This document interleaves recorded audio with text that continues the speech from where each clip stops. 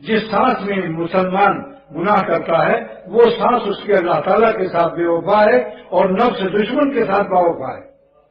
تو جو دشمن کا با وفا ہو اور دوست سے بے وفا ہو اس کی حیات کس قدر رذیل، کس قدر گھٹیا، کتنی خبیث، کتنا کمینہ، کتنی بے غیرتی ہے. خانقاہ کا مقصد یہی ہے. خانقاہ نام حلوہ پوری کا نہیں ہے.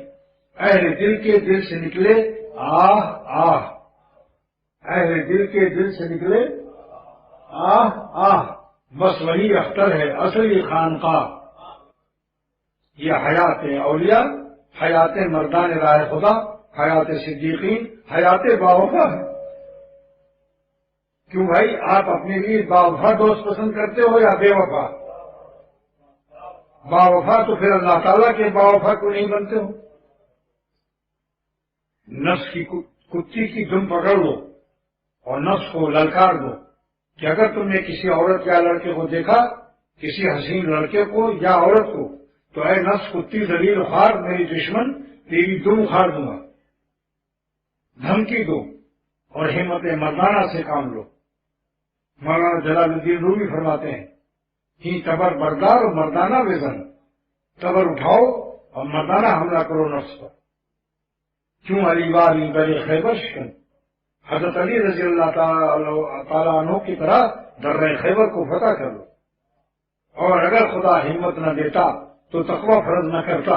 اللہ نے دوستی کو اور تقوی کی حیات کو مستحب نہیں، نفل نہیں، واجب بھی نہیں، فرض عین قرار دیا.